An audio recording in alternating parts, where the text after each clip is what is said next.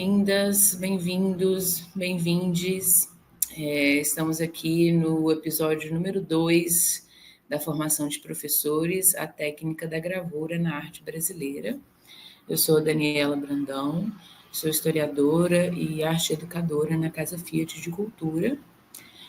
Tivemos anteriormente, o nosso episódio número 1, onde a gente fez um retrospecto social, histórico, contextual da gravura no cenário brasileiro, da chegada da gravura, suas implementações, difusões, o início dos ateliês e dos cursos, a fundação do próprio MASP, como difusor da produção artística nacional.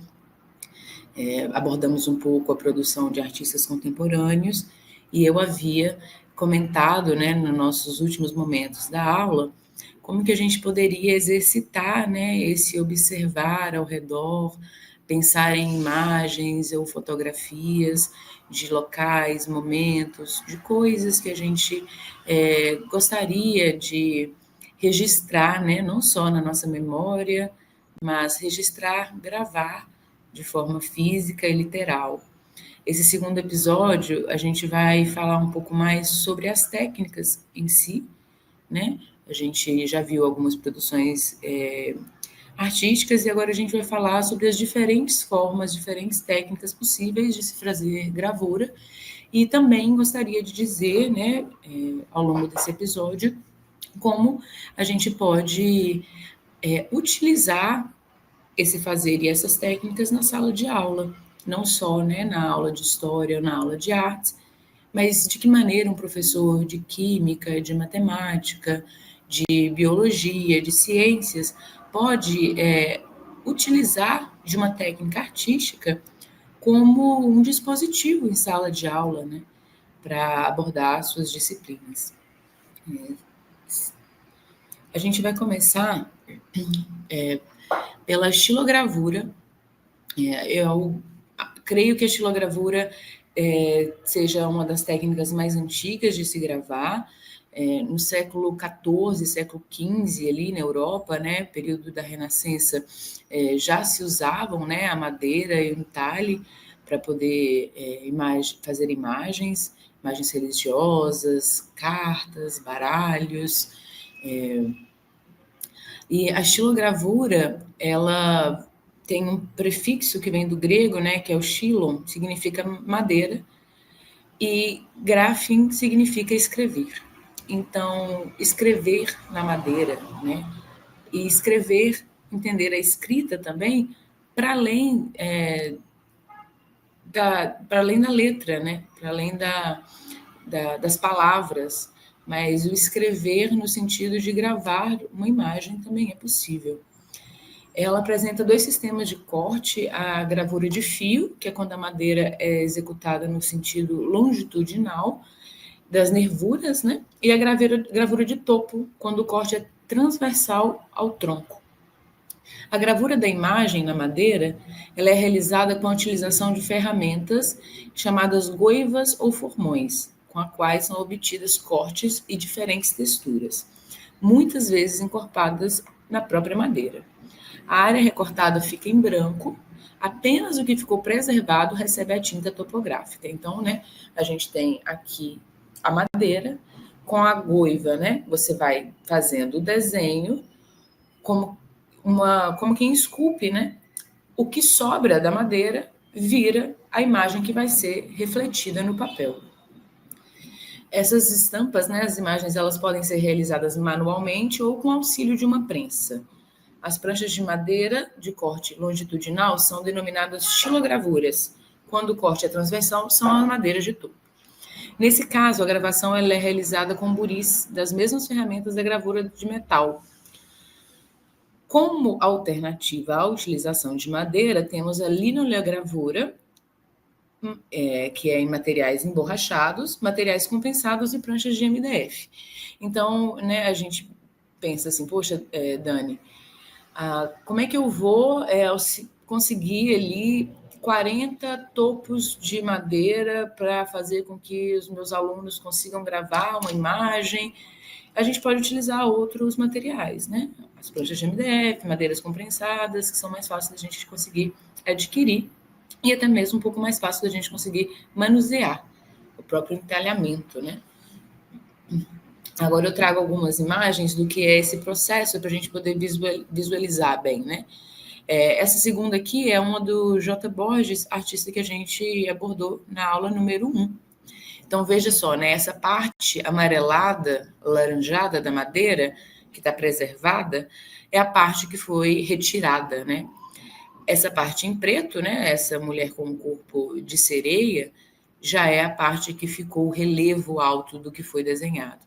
A tinta passada na parte do relevo alto, ao colocar o papel por cima, sai essa imagem. Aqui na primeira imagem, a gente tem o que é, se eu não me engano, essa é uma gravura de cópia.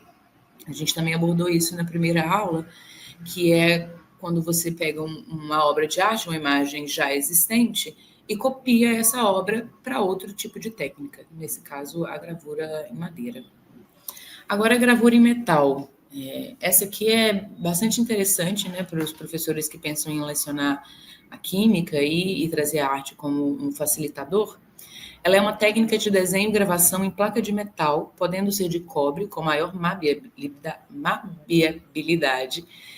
O cobre tem essa característica, né? Ele é mais maleável, mas também a gente pode utilizar outros elementos, como o zinco e o ferro. Cada um traz aí as suas características próprias.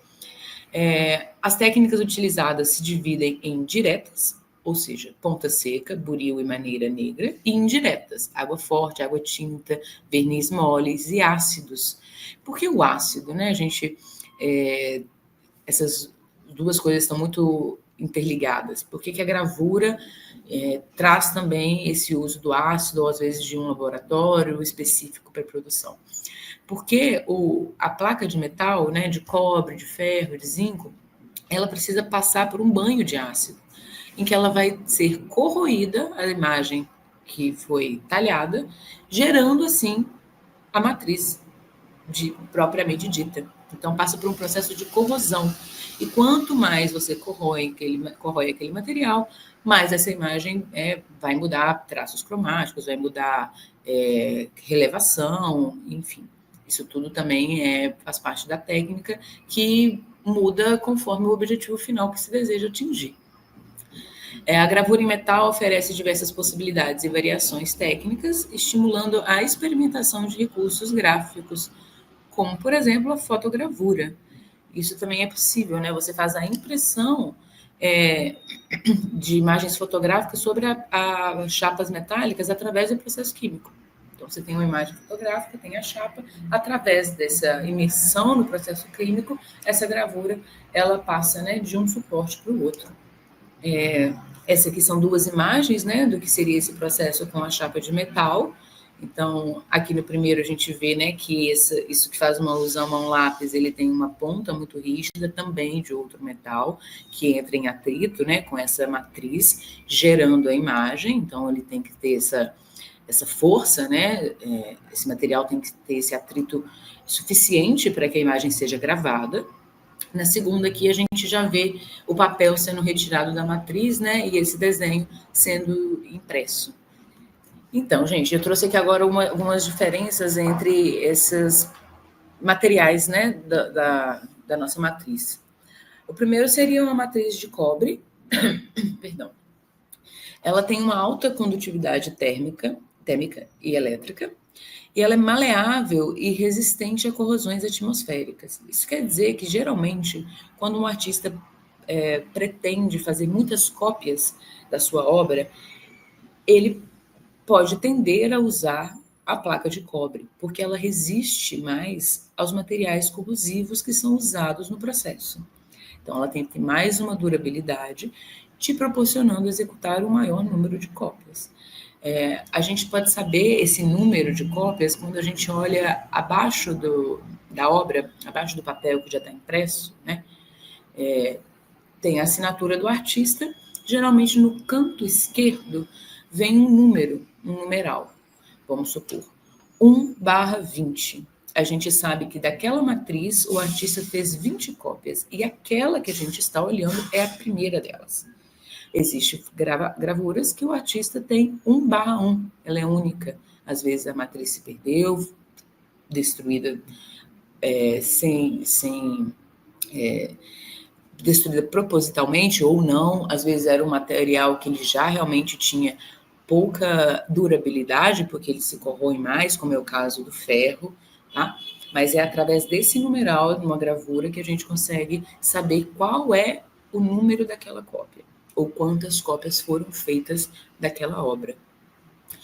A placa de zinco, né, a matriz de zinco, ela é mais barata que o cobre, mais acessível, ela é mais macia, mas ela oxida mais facilmente, ou seja, ela interage de forma mais fácil, né, e mais forte com os reagentes químicos utilizados no processo. Muito utilizado nas escolas e nos ateliês didáticos. Então, se você leciona, né, numa escola que tem um laboratório de química e que te proporciona utilizá-lo, né, com todos os equipamentos de segurança para fazer uma gravura em metal, o zinco é um material de menor custo para executar essa aula. Reage com cloreto férrico e ácido nítrico e permite menos tiragens do que outras técnicas da gravura. É sempre bom a gente lembrar também, né, gente, que no mercado de arte,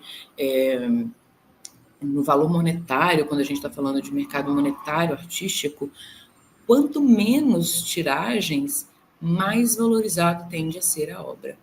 Então, você tem menos obras como essa circulando, você tem uma obra, provavelmente ela vai ser bem mais rara, mais difícil de adquirir, mais cara do que uma tiragem de 60, 70 cópias. Agora, o ferro, ele é mais resistente, né, mais denso, bem mais difícil de ser gravado, e ele é usado mais em gravuras experimentais. Isso se dá pelas características químicas quando ele entra em contato com o ácido nítrico.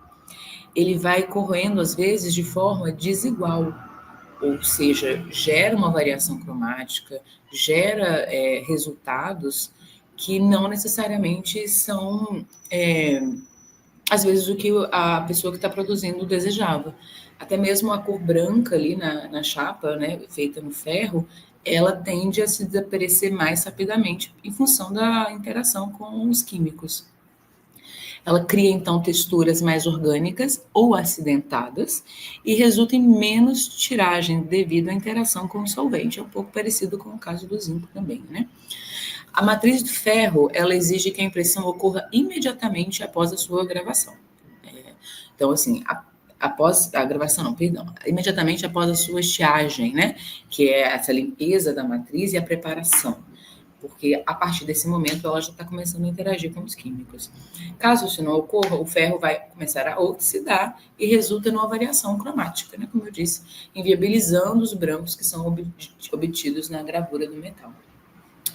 A ferrugem, né, que é essa oxidação, em decorrência do contato com o ácido nítrico utilizado na gravação, causa uma autogravação de matriz, que foge do controle, e um controle que requer, né, na gravura de metal, você tem que ter muito controle sobre todos os elementos que estão ocorrendo ali ao mesmo tempo. Então, ela proporciona o inesperado, não previsto, imprevisto, a surpresa, né, no resultado da impressão. A gente já viu, né, na primeira aula, que isso são coisas que vão se alterando, né, com o passar do tempo e a ascensão de novos movimentos artísticos.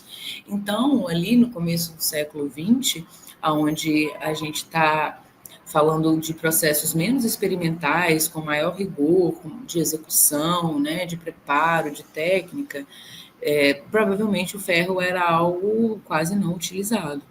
Mas, hoje, no processo de experimentação característico muito próprio da arte contemporânea, abre-se já uma margem para a utilização e para essa surpresa que é muito bem-vinda na produção artística hoje, né? O inesperado e o resultado que vem da combinação dos processos, às vezes é tão importante ou mais importante do que o resultado final, né? O processo da produção artística. ela é extremamente valorizada e vem sendo extremamente valorizada cada dia mais. Eu trouxe aqui um pouco agora sobre o ácido nítrico, né, e sobre o cloreto férrico. De que maneira a gente pode utilizar isso, né, numa aula de química? Será que é utilizando essa equação de química para poder falar sobre a junção molecular, sobre a química orgânica, sobre interação, sobre reação? Bom, as opções são inúmeras, né? A gente pode trabalhar com as propriedades de toda uma tabela periódica, passando por algumas equações. E, ao mesmo tempo, você traz também essa ludicidade, mas essa interdisciplinaridade, né? Então, ao mesmo tempo que eu estou estudando a junção de elementos e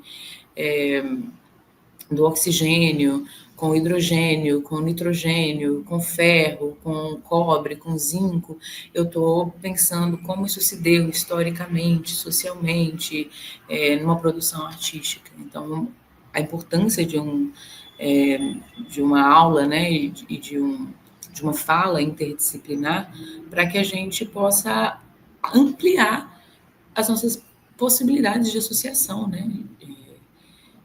Isso é bem interessante, bem relevante da gente pensar quando a gente está preparando e ministrando uma aula, né? Como se manter dentro do currículo, né, de aula, e como, ao mesmo tempo, tornar esse assunto um pouco mais curioso, um pouco mais leve, um pouco mais interessante para os alunos que se interessam também por outras matérias, né, por outras disciplinas.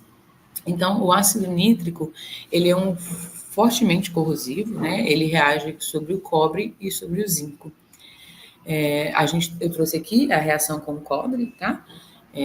Isso uma coisa legal, porque a gente pode não só fazer isso numa lousa, né, e desenhar essa equação e explicá-la de forma teórica, mas se a gente tem os recursos, os materiais necessários, a gente pode também fazer de forma prática, com uma chapa de cobre ou zinco e a aplicação do ácido, né? Lembrando que todos esses processos de gravura que envolvem, né, esses ácidos, eles são processos tóxicos que precisam ser acompanhados de equipamentos, né, de segurança, então de máscaras adequadas para respiração e afins. Ele libera um gás tóxico, né, o NO2, e por isso ele deve também, principalmente, né, preferencialmente, ser usado em locais ventilados, mas sempre com equipamento de segurança. Já o cloreto férrico, ele é usado numa gravura mais segura e também mais moderna, como a gente caracterizou ele aqui agora por um processo mais experimental, né, mais surpresa. Ele reage com o zinco mais intensamente e com o cobre, e forma sais metálicos, como, por exemplo, o cloreto de zinco. Ele é mais volátil que o ácido nítrico e ele é mais ideal para ambientes escolares. Eu coloquei uma observação aqui embaixo, gente, sobre a importância da resistência dos metais e o tempo da imersão, tá? Quanto mais tempo a matriz fica imersa no ácido, mais profundas serão as linhas. Ou seja, ela vai ficar cada vez mais gravada, né? O tipo de metal também que essa interação está ocorrendo influencia na velocidade dessa corrosão. Então, um material que é mais maleável, né, que não é tão rígido, ele vai se render ao ácido, né, e à corrosão de uma forma mais rápida e mais fácil. A litografia, ela é a primeira das técnicas planográficas. Isso significa que ela dispensa o corte e a criação de baixo ou alto relevo. Litos vem do grego, né, que significa pedra, e ela é uma técnica que surgiu ali por volta do século XVIII, se não me engano, na região da Bavária, para impressões de textos. Essa pedra ela é granitada e é feito um processo químico baseado na repulsa que a água tem em relação ao óleo, né? Que são dois elementos que não se misturam. Então, o material, né, os lápis tipográficos que a gente utiliza para gravar na pedra, eles são materiais oleosos. Através de um processo químico, esse desenho ele é fixado na superfície da pedra, e, né, gerando posteriormente a gravura. Então, a gente vê que é uma técnica que nasce aí em prol da impressão textual, né, da escrita, como inúmeras outras técnicas de gravura, mas que vem se rendendo ao processo artístico, né? Entendendo também a imagem como uma forma e um meio de comunicação, né? Não somente as formas textuais comunicam, mas as imagens também contam histórias e narram acontecimentos. Então, essa evolução aí da litografia, que nasce na técnica da escrita, e hoje é muito utilizada, né, para ilustrações, confecções de cartaz e inúmeras oficinas e artísticas industriais que abordam a técnica de gravar, né, nesse contraste da água com o óleo. Eu trouxe aqui duas imagens, né, de matrizes litográficas. Então, a gente vê duas pedras, né, pedras grandes, são grossas, então também é um material mais pesado, mais difícil de manusear, mas ele dispensa, né, como dito antes, esse corte de baixo e de alto relevo, porque o que acontece na interação dele é uma interação entre óleo e água. Bom, agora a técnica de serigrafia, ela tem como antecedente o molde vazado, técnica utilizada para criar estampas coloridas, por exemplo. Basicamente, constitui-se de telas montadas com nylon ou poliéster. A imagem será gravada com auxílio de uma mesa de luz e produtos químicos que reagem à gravação da luz. Uma vez realizada a gravação da imagem, passa-se a impressão utilizando um puxador de tinta. A serigrafia, ela teve o seu boom artístico ali no pop art, com Andy Warhol, que produzia muito em serigrafia, né? Essa série aqui da Marilyn Monroe, provavelmente vocês talvez já tenham visto no caderno, livros didáticos, né? Ou em outros meios, mas elas são todas feitas com serigrafia. Aqui na primeira imagem eu trago esse painel, né, o que seria esse molde. A gente consegue ver ali que tem uma imagem e a luz do fundo permite que a gente veja que ela é uma imagem vazada. E após o processo, você usa um rolo com a tinta para que ela vá aderindo ao nylon ou, né, ao tecido que foi utilizado.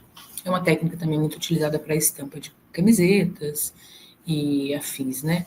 Então, acaba sendo mais popularizada, digamos assim. Eu queria trazer agora para vocês duas técnicas que a gente pode utilizar muito na sala de aula. Uma delas, eu particularmente gosto muito, não só do resultado estético que ela gera, mas das possibilidades de gravação, né, da facilitação do processo. Então, assim, poxa, será que eu preciso mesmo ter, então, uma chapa de cobre, uma chapa de zinco, ácido nítrico, cloreto férrico, para poder fazer uma gravura? Preciso de um metal, preciso de um talhador de ferro para conseguir fazer um desenho?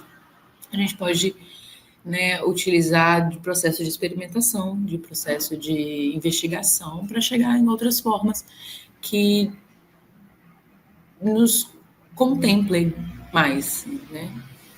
A primeira delas é a monotipia.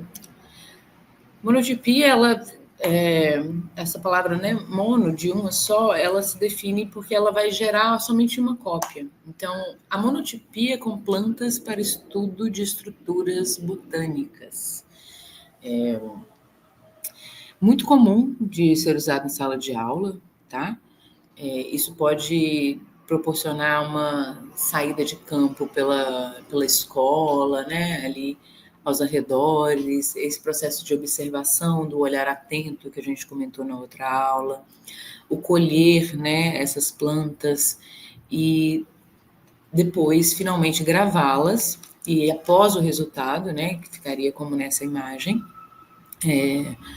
a gente pode, inclusive, fazer as designações do que são essas estruturas da planta, né? O que é esses veios, o que são esses caules, essa flor, essa folha, e é uma maneira de preservar, inclusive, a folha que a gente vai estar estudando, né? As estruturas que a gente está estudando, porque ao contrário da matéria orgânica, né, que vai se perecer, vai ressecar com o tempo, vai perder aquelas propriedades, a gente tirou ali uma cópia fiel dela para ser preservada e utilizada por quanto tempo a gente quiser.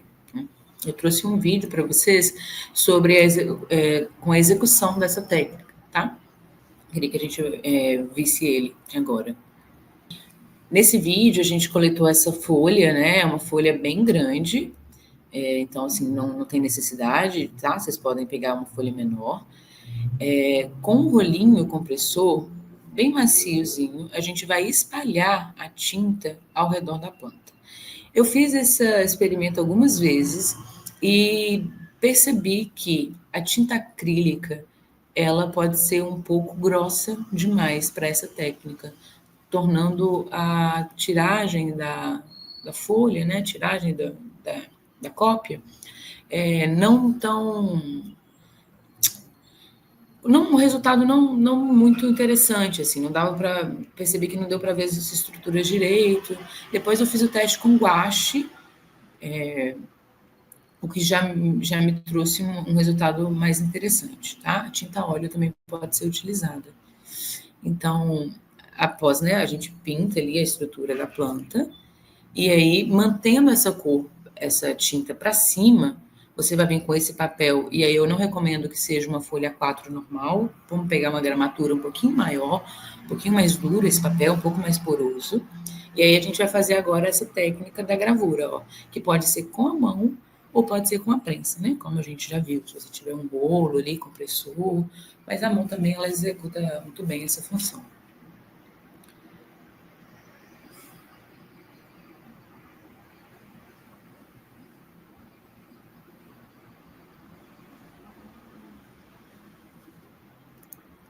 Quanto mais tinta você passar, mais forte essa imagem vai ficar, mas é também importante que a gente não emplaste a folha com muita tinta, porque senão ela borra e perde também as características da figura. Né? Então, encontrar ali aquele meio termo. E uma outra dica, uma outra sugestão que eu faço é que vocês utilizem o rolinho em vez de utilizarem um pincel, porque ele fica distribuído mais uniformemente e não acumula tintas em pontos específicos, o que pode acabar danificando o processo. Então, aí eu trouxe aqui essa imagem, esse foi um outro processo de experimentação, vocês verem que ele saiu já um pouquinho mais forte, né? E aí, agora, a partir desse processo, é só a gente começar a dar nome e executar a nossa própria taxonomia, né? De nomear as estruturas das estruturas botânicas. Penso que isso ficaria muito bonito, né? Se a gente conseguisse criar, com cada aluno executando uma planta, um caderno, né, de estudo botânico, um caderno de investigação de natureza, coisas que às vezes tiram um pouco a formalidade, né, do ensino e traz ela para esse campo um pouco mais lúdico da criação, da experimentação, que é tão necessária também para a formação. A outra técnica que eu vou mostrar aqui agora para vocês, ela ainda se refere à parte botânica, tá? Mas a gente utiliza giz de cera. Acho que, não sei, né, se todo mundo, mas antigamente eu lembro que a gente pegava uma moedinha de R$1, botava o papel em cima e passava o lápis e via que saía exatamente a mesma gravura no papel. A gente vai fazer isso só que com uma folha, dessa vez. Um papel A4, folhas encontradas e lápis de cera. Nós vamos fazer a técnica frotagem. Eu vou colocar o papel embaixo. Vamos ver o que vai acontecer? Olha essa impressão acontecendo.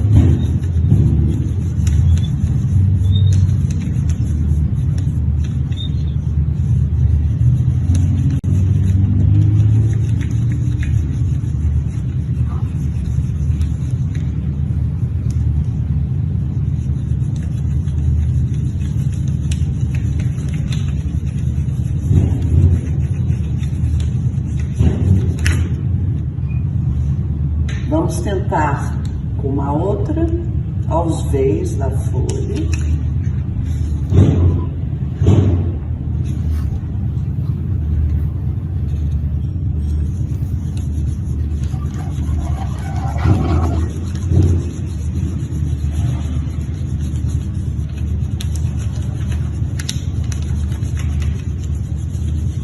Uma sobrepondo a outra. Isso é um teste para vocês verem a possibilidade da monotipia na biologia, onde a gente pode estudar através das folhas. Pronto. Reparem que a gravura, né, a imagem, ela saiu, né, aconteceu de todas as formas. E para além disso, né, gente, que eu estou trazendo aqui agora sobre um pouco de aplicação em ciências, em botânica, existe também aplicação, obviamente, claro, na própria artes, né? Então, de que maneiras a gente pode fazer composições, né? Jogo de cores, estudo cromático, cores primárias, utilizando outros elementos, né? Elementos da natureza e dessa forma também fazendo um cruzamento, né? De saberes e cruzamento. A última técnica que eu quero trazer para vocês agora, ela é a isogravura. Ela é feita no isopor, tá? Então, acaba sendo mais acessível também, né? Muito utilizado na sala de aula. E ela lembra muito a própria técnica do cordel, porque geralmente a gente usa as cores como preto, e a gente faz elementos que são mais simbólicos ou que são mais específicos, característicos, assim. Então, e ela, né, o isopor com esse formato que é quadrado ali, né, retangular, sai essa figura que ela tem uma moldura, né, quase. Então, vamos ver um pouco o vídeo da gravura em isopor. Um método chamado xilogravura. Você pega bandejinhas de isopor, vocês vão ver, se surpreender com o que vai acontecer. Eu vou cortar essa base aqui. É importante que a gente corte essa beirada, né, que vai para cima, porque senão isso pode interferir na hora da gravação, né? O bamba ou o papel pega nas beiradas ali e não sai a imagem da forma que a gente gostaria.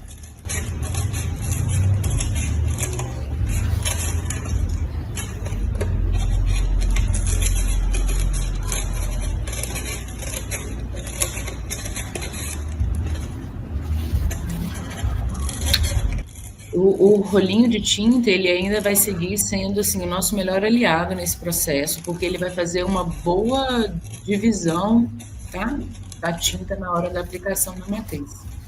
Então, vai ficar bem por igual.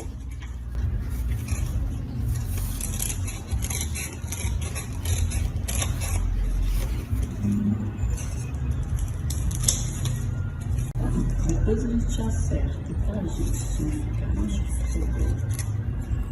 Agora nós vamos fazer o quê? Vamos pegar uma caneta, fazer um desenho.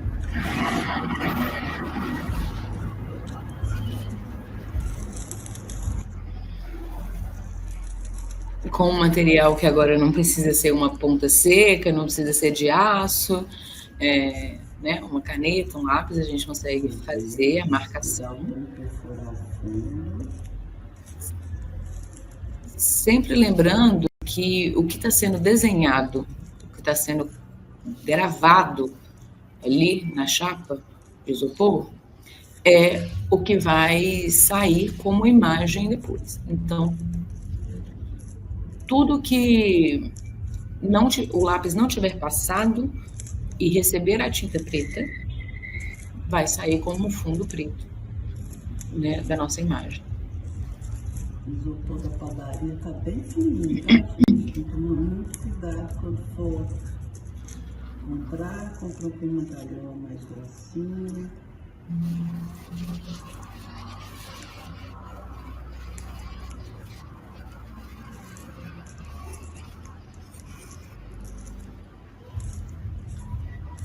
Eu estou fazendo ali um sol, né? Uma tartaruga.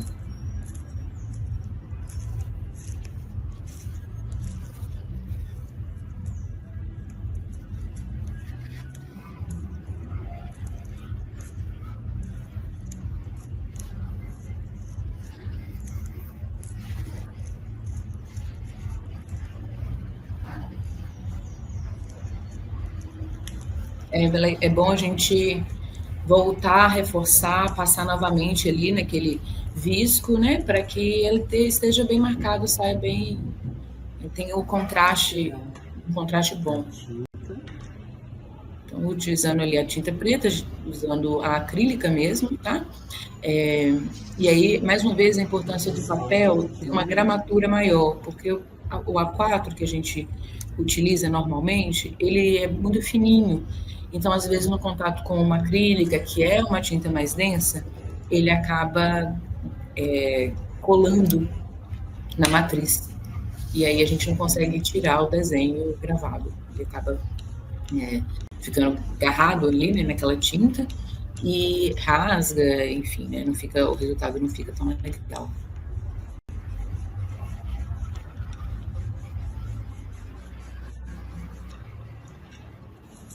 Agora, vamos ver o que vai acontecer. Só assim já é bem bonitinho de ver, né? Já é bem interessante. Então, quando a gente transforma isso numa prensa... Se é na vertical, faça na vertical. Se é horizontal, faça na horizontal, tá bom? Ali ela falou pra gente passar o rolinho sempre na mesma direção. Cuidado pra não secar.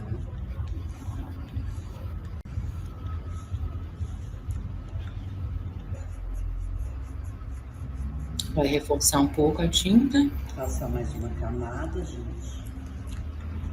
Essa tinta ideal é a nanquim ou guache, tá bom?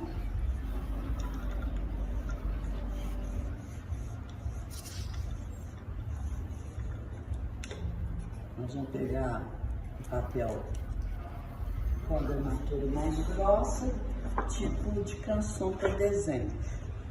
Papel canson para desenho, né? Uma gramatura maior. Sempre a tinta virada para cima e o papel para baixo. A gente faz a pressão.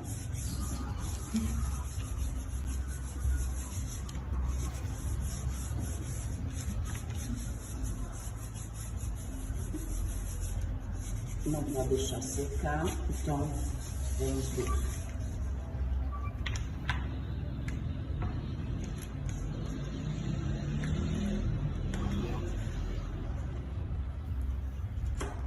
Aham. Olha que lindo que ficou. Estilo gravura.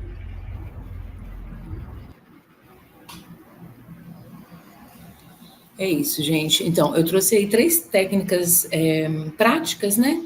De baixíssimo custo, de como a gente pode aplicar gravura na sala de aula.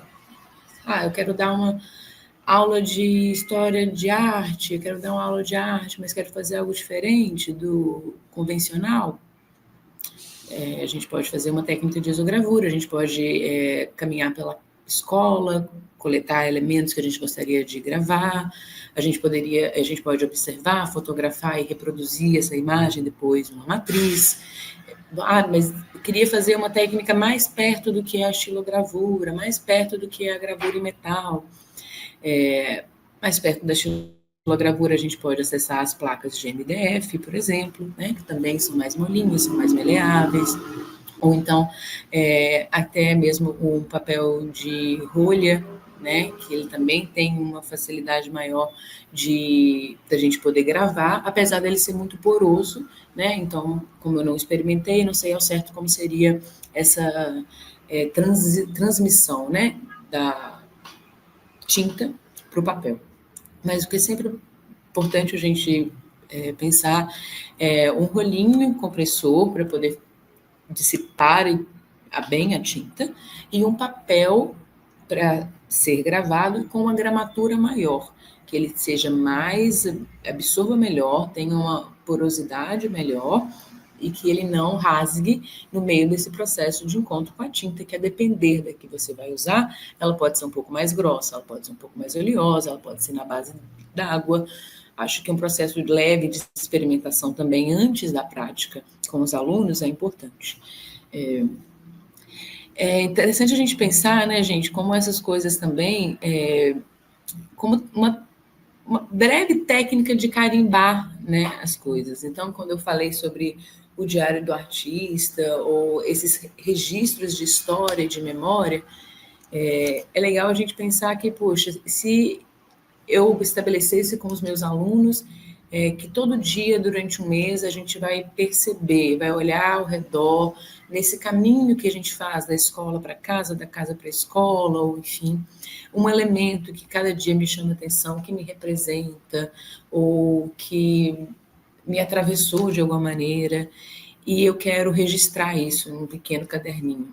Porque até mesmo a técnica de fazer o caderninho a gente pode também executar, né, em sala de aula, né, fazer esse caderninho rústico, cortado, individual de cada, um caderno para turma, um caderno de processos de aprendizado. São alternativas que a gente encontra de inserir outros modos de ensinar e de aprender, né? Outros modos, talvez, de recuperar algumas coisas que a própria contemporaneidade nos tira, assim, né? Que é o observar, que é o registro, que é a história, que é o cravar na memória. Isso é algo muito importante, assim. Então, defendo muito que a gente possa estabelecer contratos, né, entre nós, educadores, de uma educação atenta, né, de uma educação que se conecte também com outros pormenores da vida. Então, acho que o desafio de fazer um jornal botânico, de fazer um diário de viagem, né, mesmo sendo essa viagem à escola-casa, por um tempo, eu acho que estimula investigar ao nosso redor, assim, prestar atenção. É muito importante. Eu trago aqui também agora, eu fiz um resuminho, né, de como a gente pode trabalhar isso com aplicações nas disciplinas. A primeira coisa, né, seria essas propriedades dos metais, né, estudar essas propriedades e compreender a função dos reagentes químicos no processo de gravação das imagens. As reações químicas em processos de corrosão, ácido nítrico, cloreto férrico, medidas, cálculos e proporções na preparação de matrizes, porque a matemática também é uma outra disciplina muito aliada às artes, né? Não só na gravura, mas em qualquer tipo de produção de imagem. A gente vai estudar geometria, a gente vai estudar proporção, a gente vai estudar linha do horizonte, a gente vai estudar ponto de fuga, a gente vai trabalhar com simetria. Então, a matemática e a arte, elas são indissociáveis, né? Então, como eu disse, a simetria, padrões, repetições e geometrias nos elementos visuais da gravura, nesse caso, né? Mas de qualquer outro, de uma pintura também. E o estudo das estruturas botânicas com o uso da monotipia. E o que eu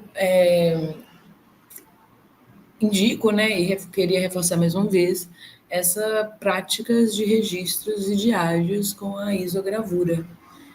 Pode ser também com a monotipia, né, mas o interessante é que com esses recursos que a gente abordou hoje, a gente consiga florear e consiga atrair, né. Eu acho que esse é um desafio muito latente, né, quando a gente conversa com professores, né, do ensino formal, que é como prender a atenção do meu aluno, né, como atrair ele, como seduzir essa matéria, como fazer esse interesse nascer. Então, a gente precisa estar diariamente pensando alternativas que balancem um pouco a realidade deles, o esperado, né? Essa, em essência, é o objetivo dessa formação de professores de hoje, trazer para vocês mais conhecimento, né, acerca também das artes visuais, das artes plásticas no nosso país. Esse foi o motivo de eu ter escolhido também fazer esse recorte da gravura nas artes brasileiras. Ela acontece de uma maneira muito única, né, e particular em relação ao restante da Europa. O momento que que ela chega, né, que ela, entre aspas, nasce, que é difundida. Se a gente pensar que na década de 50 que essa técnica começa a ser olhada de uma outra forma aqui no Brasil, isso é um espaço de tempo curtíssimo para a nossa produção atual. Então, também essa rápida evolução, esses grandes nomes reconhecidos nacionalmente, internacionalmente, seja por uma gravura dita erudita, ou seja por uma gravura de cunho popular, como a literatura de cordel, ou uma mistura dos dois, né? Como foi o caso também do artista que a gente viu na aula número 1. Então, a gravura no Brasil, ela tem particularidades muito específicas. Ela ainda é um campo de estudo que está ainda, né, em produção, em busca de entendimento. E para preparar, né, essa formação, eu acessei alguns artigos, algumas teses de doutorado, né? Essas são as que mais me marcaram, assim, que eu mais senti que eu consegui extrair, né, um pouco de tudo. Então, a primeira foi Ser ou Não Ser, a invenção do artista na gravura popular. Depois eu acessei um texto que nos falava especificamente sobre os clubes de gravura no Brasil, entre 1947 e 60. Reflexões sobre a gravura e o impresso na arte contemporânea. E a gente já vai falar um pouco mais sobre essas técnicas mistas. Entre a produção e a expressão, notas por uma história da gravura como arte e imagem. É um artigo muito interessante, acho que ele nasce de uma tese de doutorado, e a Priscila Perrude, né, que eu trouxe na primeira citação, da primeira aula, ela vai trazer um contraponto sobre a existência, né, da gravura durante muito tempo como um reprodutor de imagem ou como impressão, e a gravura como arte. Então, ela vai conversar um pouco nesses dois lugares. Ela também traz, durante o texto dela, inúmeras referências maravilhosas para a gente poder aprofundar um pouco mais nesse ensino, tá? Por último, não menos importante, muito pelo contrário, né, sintetiza extremamente bem o que é a gravura, e nesse breve retrospecto histórico, a Renata Santos escreveu um verbete gravura para o Dicionário do Patrimônio Cultural do IFAM. Então, vocês conseguem acessar muito fácil esse verbete, e eu acho que ele é muito esclarecedor também. Bom, gente, não era a minha intenção esgotar, né, todo o assunto da gravura, até porque, como eu disse, é um campo que está ainda se fomentando, que está fervilhando ainda de pesquisa, de desdobramentos, de escrever essa história, essa historiografia específica da gravura aqui no Brasil. Um campo muito recente também, como a gente viu, mas espero que eu tenha conseguido passar um pouco do que eu absorvi, do meu conhecimento nesses últimos tempos que eu estive dedicado a estudar essa temática. Espero também que eu tenha conseguido me fazer entender em relação ao objetivo de como instigar, né, de como trazer a curiosidade para a sala de aula. A curiosidade, que é uma coisa que move a gente, né, aprender o novo, se interessar pelo desconhecido, desbravar, acessar esse conhecimento, que é tão importante. E também as manifestações artísticas, né, que nos ajudam tanto, né, cognitivamente, até mesmo para outras matérias, quando a gente desenvolve um saber, um fazer artístico, um manual, isso auxilia demais. e também que ficasse né, gravado, que é importante a gente estimular nos nossos alunos, né, nos nossos educandos, a importância e a relevância da preservação da memória, da preservação da história, do registro, o registro que hoje em dia, né, a gente, com muito acesso ao telefone, tende a executá-lo sempre na fotografia ali, está sempre com a gente no bolso, mas outras formas de registro, registros manuais, registros dos pequenos detalhes, das pequenas coisas, esse olhar, né, um pouco mais apurado, um pouco mais atento para as finesses do dia a dia mesmo, né, para os detalhes que nos passam e nos formam, deixa a gente ser um pouquinho mais a gente. Então é muito importante que a gente pense em como registrar, como guardar, não só na memória, mas numa história física também, a nossa própria história. E é isso, né? Então, gravar, como disse no primeiro slide, é esculpir, talhar, registrar, e é algo que o ser humano, né, o homem faz desde do princípio dos tempos, né? A própria pegada do nosso caminhar já é um registro, já é uma gravação, é uma marca. Então, gostaria de deixar o convite para que a gente pudesse estimular esse processo de gravar as nossas vivências, de registrá-las. E é isso, espero que vocês tenham gostado. Esse foi o segundo episódio da formação de professores da Casa Fia de Escultura, com o tema Técnica da Gravura na Arte Brasileira. Muito obrigada.